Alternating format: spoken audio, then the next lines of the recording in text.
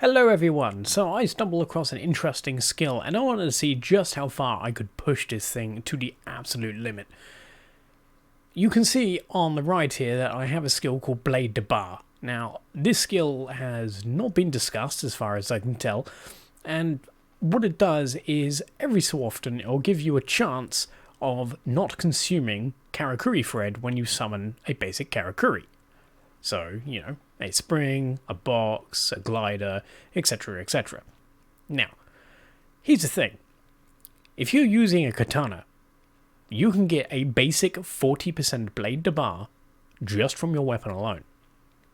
If you then farm Grit Dog, you can get another up to 30% of Blade Debar, meaning you could get up to a base of 70. I have not reached that point yet, and honestly, it would already be overkill. So I didn't get to record this, but as you can see, 37 seconds. So then, how do we go about making this rather majestic weapon? This is the first skill. This is one of the most important skills, Blade Debar. Okay, this is what the whole build is based around. Pick this one up. The second skill is less important, but still very good for this build, Fusion Reaper.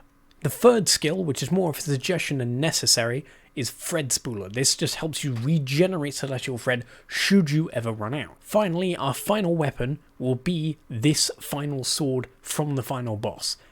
Time Changer is meh, it's fine. If you have anything like that, it's pretty decent. But of course, what you can probably see already is in the inherent skills, another 25% Blade Debar. That means this weapon will now be at 40% Blade Debar. With, as quite a nice bonus, Manifestation Release at 24%. When it comes to armor skills, there are only really two that are important. You have Celestial Breath, which can be from either Amatoratsu's arm guards or from the Golden Tempest's leggings. However, they do not stack, only choose one or the other. I normally go for the leggings because it also gives you Peril Promise. Secondly, Fusion Art Fury. This is just going to increase the damage of our fusion arts. If we're going to use them, we may as well buff them. You might decide to build these as well to get real utilization. It can help, it's not necessary. It is fairly useful though, so if you desire the skill and desire core boost and root health, by all means pick it up. Lastly, we're going to want to look at talismans. There are these talismans that you can find. They've got Blade Debar and any secondary on them. They drop, from what I can tell, almost exclusively from Grit Dog. If you keep farming Mighty Grit Dog from Chapter 3, you will get plenty of these in no time at all. He's fairly easy to fight, and you can always sell anything extra if you do not want to farm him for any other reason. With these equipped, you can see I have actually reached 59% Blade Debar, and that is before anything else, because there's one final thing we can do. Okay, so here we are in my Minato, and you can see two particular setups. I have these little fox dudes, and they are giving me Inari fruit. Second thing I have is a drying rack for drying this Inari fruit, and 3 smokers. You don't necessarily need 3 smokers, but when you smoke dried Inari fruit, you get 12% Blade Debar. Now, when you add the 12% and the 5% together, if you eat both, that gives you an extra 17%, which means right now, I hit 76% Blade Debar, and it is very interesting to hunt with. Okay, so for this hunt, so I can continue grinding it out, I've decided to take on a Mighty Grit Dog. Now, this guy is not going to like what I'm about to do to him.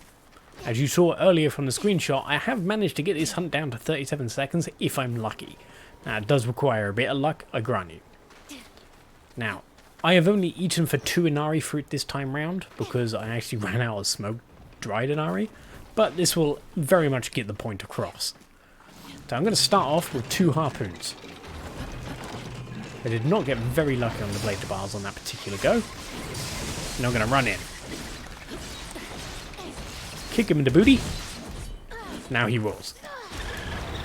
I messed up the dodge there, but hey ho. And the most important thing is we need to get hold of Fred. And we just broke him. So I'm going to get on here, and as soon as he's done this, I'm going to set up the pile driver and hunt his arm. And now I can set up as many repeaters as I possibly can.